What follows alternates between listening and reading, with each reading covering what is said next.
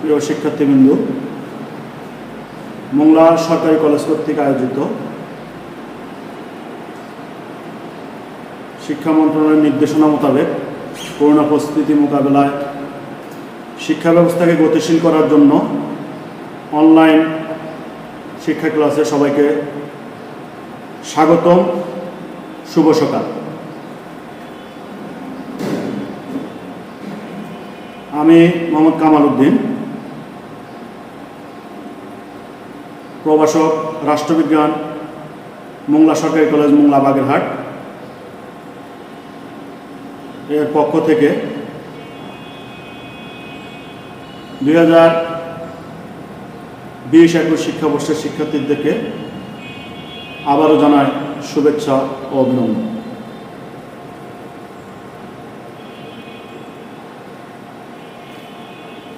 তোমরা নিশ্চয় জানো বা অবগত আছো যে শিক্ষা ব্যবস্থাকে গতিশীল করার জন্য শিক্ষা মন্ত্রণালয়ের নির্দেশনা মোতাবেক অনলাইন ক্লাস কার্যক্রম প্রতিটি বিদ্যালয় এবং কলেজে চালু রয়েছে। আমাদের মোংলা কলেজেও একই পর্যায়ে চালু রয়েছে। আজকে আমরা যে বিষয়টি নিয়ে তোমাদের সামনে আজকে উপস্থাপন করব আমি, সেটা হচ্ছে পৌরনীতি ও সুশাসন, একাদশ ও দ্বাদশ শ্রেণী প্রথম পত্রের নবম অধ্যায় থেকে আমরা আলোচনা করব। প্রতিটি রাষ্ট্রে একটি সরকার দ্বারা পরিচালিত। সরকারের দুটি অংশ থাকে, সাধারণত একটি রাজনৈতিক, একটি অরাজনৈতিক। রাজনৈতিক অংশটা দৃশ্যমান, অরাজনৈতিক অংশটা বর্তমান আধুনিক রাষ্ট্র ব্যবস্থায় সবচেয়ে গুরুত্বপূর্ণ। আমরা সে গুরুত্বপূর্ণ বিষয়টি নিয়ে এখন আলোচনা করব। সেটা হচ্ছে আমলাতন্ত্র, যাকে আমরা বলি ব্যুরোক্রেসি। এই অধ্যায়ের পাঠ শেষে যা আমরা শিখতে পারব তা হচ্ছে আমলাতন্ত্রের একটা সুস্পষ্ট ধারণা দিতে পারব, আমলাতন্ত্রের বৈশিষ্ট্য আলোচনা করতে পারব। তাহলে আমরা দেখি আসলে আমলাতন্ত্রটা কি, উৎপত্তি কোথা থেকে আসলো। মূলত প্রাচীনকাল থেকে বিভিন্ন রাষ্ট্রে এটা ব্যবহৃত হয়ে আসছে।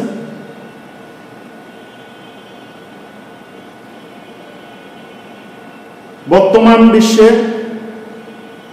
আমলাতন্ত্র রাষ্ট্র ব্যবস্থায় অপরিহার্য অংশ হিসেবে পরিগণিত হচ্ছে। তাহলে আমরা এখন দেখি আসলে আমলাতন্ত্র যে শব্দটি, এটা কোথা থেকে আসলো। আমলা মূলত একটি আরবি শব্দ, যা আমল শব্দ থেকে এসেছে, যার অর্থ হচ্ছে আদেশ পালন ও বাস্তবায়ন করা। সাধারণত দেখা যায়, আমরা দেখি ঊর্ধ্বতন কর্মকর্তারাই তার নিম্ন স্তরের যে কর্মকর্তা আছে তাদেরকে আদেশ করেন এবং তারা বাস্তবায়ন করেন। ঠিক রাষ্ট্র পরিচালনার ক্ষেত্রেও নিয়ম একই।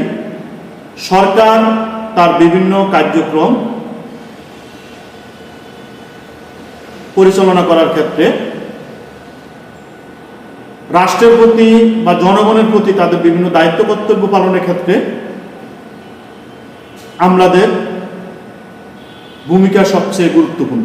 আমলারাই তা মাঠ পর্যায়ে বাস্তবায়ন করে। তাদের সুন্দর বাস্তবায়নের উপরে একটি সরকারের সফলতা নির্ভর করে। তাহলে আমরা যেটা দেখলাম যে আমলাতন্ত্র যেটা আরবি শব্দ, আদেশ পালন ও বাস্তবায়ন অর্থ এটা শব্দগতভাবে যে সকল সরকারি কর্মকর্তা কর্মচারী সরকারের আদেশ পালন ও বাস্তবায়ন করে তাদেরকে আমরা আমলা বলে থাকি। আর আমলাদের সংগঠনকে বলা হয় আমলাতন্ত্র। সংগঠিত হয়ে তাদের এই যে আমলা সংগঠিত হয় এবং সংগঠন, এটাই হচ্ছে আমলাতন্ত্র। অন্যদিকে আমলাতন্ত্রের ইংরেজি প্রতিশব্দটা হচ্ছে ব্যুরোক্রেসি, যা মূলত ফরাসি শব্দ, এবং এটা ফরাসি শব্দ ব্যুরো আর গ্রিক ক্যাটিন শব্দ থেকে এসেছে। ব্যুরো শব্দের অর্থ হচ্ছে টেবিল, আর ক্যাটিন শব্দ হচ্ছে শাসন। যদি আমরা বলি এই অর্থ দ্বারায় টেবিল কেন্দ্রিক শাসন, দাপ্তরিক শাসন, যা ডেস্ক গভর্নমেন্ট। আক্ষরিক অর্থে আমলাতন্ত্র বলতে আমরা যেটা বুঝি আমলা বা প্রশাসনিক কর্মকর্তাদের শাসন, অর্থাৎ প্রশাসনের যে সমস্ত কর্মকর্তারা তাদের দপ্তরে বসে শাসন করেন তাদেরকে আমরা আমলাতান্ত্রিক শাসন বা আমলাদের শাসন বুঝে থাকি। তাহলে আমলাতন্ত্র হচ্ছে স্থায়ী বেতনভুক্ত দক্ষ ও পেশাদার কর্মচারীর সংগঠন।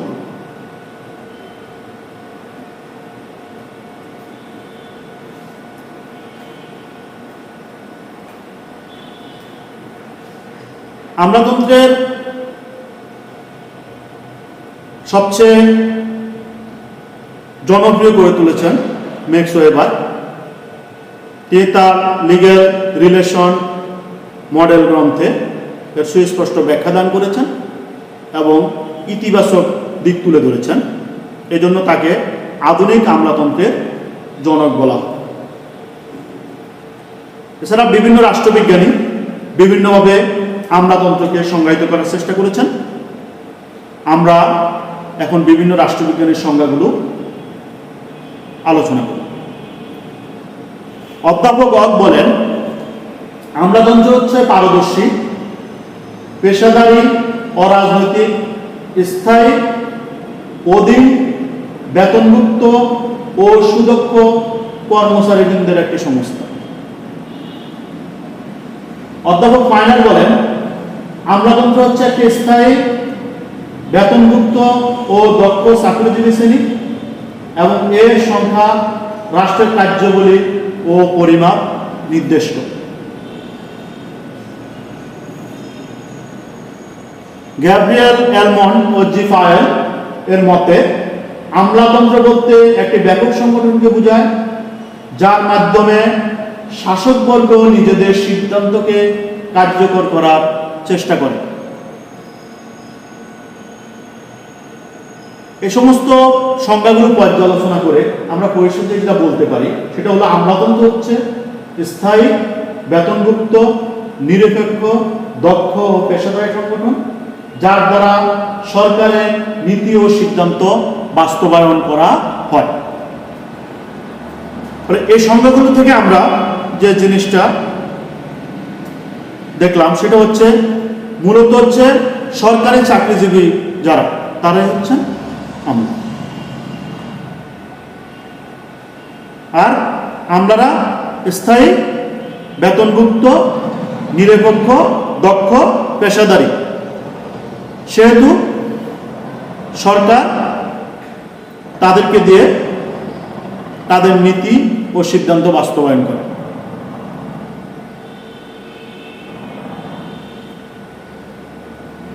আমলাতন্ত্রের বৈশিষ্ট্য আমরা আমলাতন্ত্রের বৈশিষ্ট্য আলোচনা করার পূর্বে যে জিনিসটা আমরা খেয়াল রাখবো সেটা হচ্ছে আমলাতন্ত্রকে আগে অনেকে নেগেটিভ অর্থ ব্যবহার করা হতো বিভিন্ন ক্ষেত্রে।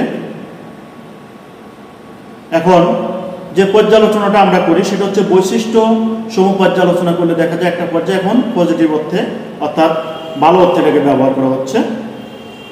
পদসোপান নীতি আমলাতন্ত্রের প্রথম বৈশিষ্ট্য, যেটা পদসোপান নীতি। আমলারা ঊর্ধ্বতন কর্মকর্তাদের দ্বারা নিয়ন্ত্রিত, অর্থাৎ তার কাজের জন্য সে তার ঊর্ধ্বতন কর্মকর্তার নিকট দায়বদ্ধ, জবাবদিহি করতে হয় তাকে। এজন্য পদবিন্যাসটাও করা হয় তাদের পদ অনুযায়ী। নীতিও বাস্তবায়নের ক্ষেত্রে কোনো কর্মকর্তা যদি ত্রুটি করেন, সেক্ষেত্রে তার ঊর্ধ্বতন কর্মকর্তারা তার বিরুদ্ধে ব্যবস্থা নিতে পারে। স্থায়িত্ব, সাধারণত সরকার রাষ্ট্র পরিচালনা করলেও একটি সরকার একটা নির্দিষ্ট সময় পর্যন্ত রাষ্ট্র পরিচালনা করেন। নির্দিষ্ট সময়ের পরে নির্বাচনে সেই সরকারের ধারাবাহিকতা রক্ষা হতেও পারে, নাও হতে পারে। কিন্তু আমলারা স্থায়ী, একটা নির্দিষ্ট বয়স পর্যন্ত তারা স্থায়ী। যদি রাষ্ট্রদ্রোহী বা তার কর্মের চুক্তির কোনো ব্যত্যয় না ঘটান, তাহলে একটা নির্দিষ্ট বয়স পর্যন্ত সে তার পদে আসীন থাকবে। অর্থাৎ একটা নির্দিষ্ট বয়স যেটা পর্যন্ত সে স্থায়ী আছেন। কিন্তু সরকার পরিবর্তন হতে পারে, একটা নির্দিষ্ট সময় পরে সরকার পরিবর্তন হবে। এই আমলাদের স্থায়িত্বের কারণেই তারা পরবর্তী সরকারের ধারাবাহিকতা রক্ষা করেন এবং সরকারের পরিবর্তনের পরেও কোনো অরাজকতা সৃষ্টির সুযোগ থাকে না। লাল ফিতার দূরত্ব, যে কারণে আমলাতন্ত্রকে সাধারণত সবচেয়ে বেশি নেগেটিভ অর্থে ব্যবহার করা হতো। লাল ফিতার দূরত্ব হচ্ছে কর্মকর্তারা তাদের কার্যক্রম পরিচালনা করার ক্ষেত্রে পূর্বের নীতি নিয়ম অনুযায়ী কাজ করতে চান। এই ক্ষেত্রে সময় ক্ষেপণ হয়, মানুষের বিভিন্ন সুযোগ সুবিধা দ্রুত গ্রহণ করা সম্ভব হয় না, বা সিদ্ধান্ত নিতে গেলে দ্রুত নেওয়া সম্ভব হয় না। লাল ফিতার দূরত্বটা আমলাতন্ত্রের অন্যতম বৈশিষ্ট্য।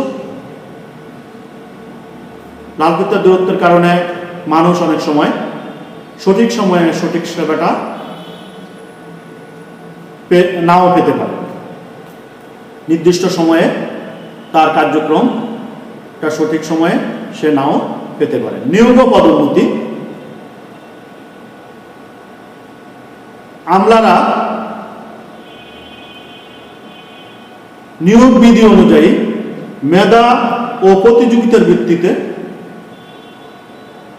নিয়োগপ্রাপ্ত হন এবং জ্যেষ্ঠতা, দক্ষতা ও যোগ্যতা অনুযায়ী তাদের পদোন্নতি হয়।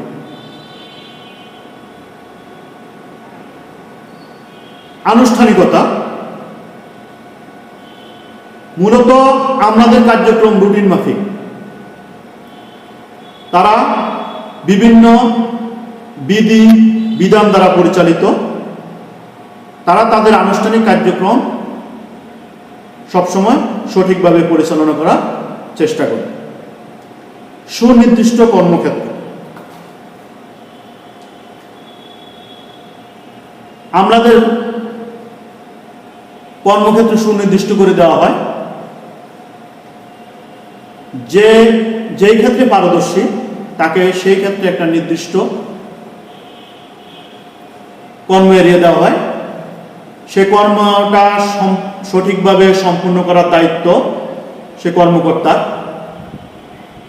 সঠিক সময়ে সঠিক কার্যক্রমটি বাস্তবায়ন করতে না পারলে তাকে তার ঊর্ধ্বতম কর্তৃপক্ষের কাছে জবাবদিহি করতে হয়। পেশাদারী ও বেতনভুক্ত, আমলারা পেশাদার। তারা তাদের যোগ্যতা, দক্ষতা অনুযায়ী এবং অভিজ্ঞতা অনুযায়ী তাদের রাষ্ট্রীয় কোষাগার থেকে বেতন গ্রহণ করে। নিরবচ্ছিন্নতা, গুরুত্বপূর্ণ বৈশিষ্ট্যগুলোর মধ্যে একটি রাষ্ট্র সরকার দ্বারা পরিচালিত। নির্দিষ্ট সময় পরে সরকার পরিবর্তনের পর অরাজকতা সৃষ্টি হওয়ার সম্ভাবনা থাকে। যেহেতু স্থায়ী আমলারা সরকারের বিভিন্ন কার্যক্রম সঠিকভাবে পরিচালনা করার সহায়ক হিসেবে কাজ করেন, এই ক্ষেত্রে সরকার পরিবর্তন ঘটলেও সাধারণত রাষ্ট্রে কোনো অরাজকতা বা বিচ্ছিন্নতা সৃষ্টি হয় না। আমলারা দুই সরকারের মাঝে যে কার্যক্রম সেটা সঠিকভাবে চালিয়ে যাওয়ার দায়িত্ব পালন করেন এবং সমন্বয় করেন। নিরপেক্ষতা, আমলারা কোনো রাজনৈতিক কর্মী নয়, কোনো নির্বাচিত প্রতিনিধি নয়, এরা রাষ্ট্রীয় জনবল কাঠামো অনুযায়ী নিয়োগপ্রাপ্ত। এরা নিরপেক্ষ থাকেন এবং কোনো রাজনৈতিক এজেন্ডা বাস্তবায়ন নয়, সরকারের রাষ্ট্রীয় কার্যক্রম বাস্তবায়ন করা সবসময় সচেষ্ট থাকে। দক্ষতা, যেহেতু আমলাগণ একটি নির্দিষ্ট সুনির্দিষ্ট কর্মক্ষেত্র থাকেন, সেক্ষেত্রে তারা দেশে বিদেশে বিভিন্ন ধরনের প্রশিক্ষণ প্রাপ্ত হন।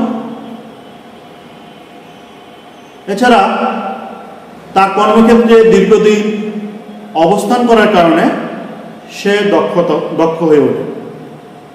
এই দক্ষতাটা বিভিন্ন কার্যক্রম বাস্তবায়নের ক্ষেত্রে গুরুত্বপূর্ণ ভূমিকা পালন করে। প্রিয় শিক্ষার্থীরা, আমরা আমলাতন্ত্রের বৈশিষ্ট্য জানলাম। প্রথমে জানলাম আমলাতন্ত্রের উৎপত্তি, আমলাতন্ত্রের বৈশিষ্ট্য, আমলাতন্ত্রের সংজ্ঞা। ক্লাসের আলোচনা শেষে আমরা একটা পর্যালোচনায় আসি, যে ক্লাস পূর্ণ আলোচনায়, যে আমরা কি কি জানতে পারলাম বা তোমাদের কি কি গ্রহণ করতে পারলে।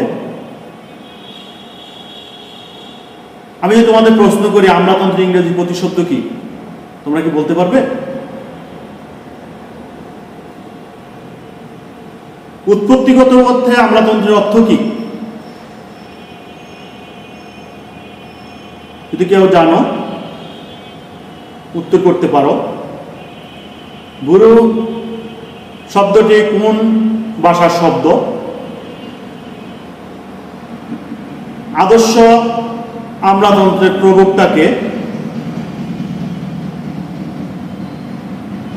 আমলাতন্ত্র একটি স্থায়ী বেতনভুক্ত এবং দক্ষ চাকরিজীবী শ্রেণী, কে বলেছেন?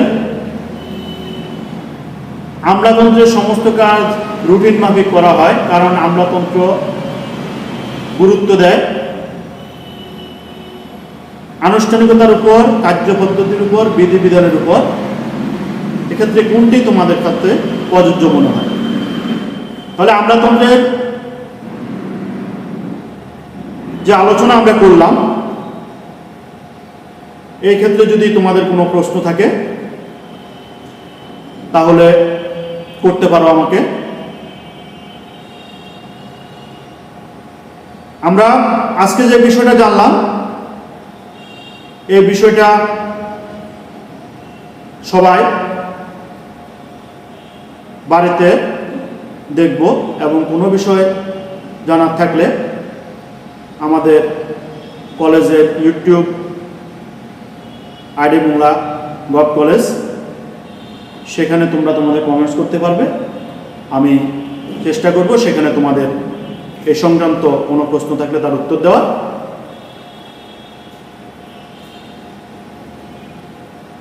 আগামীতে সুস্থ ও সুন্দর পৃথিবীর প্রত্যাশা করি। করোনামুক্ত হোক পৃথিবী, আমরা সবাই ভালো থাকি, সুস্থ থাকি,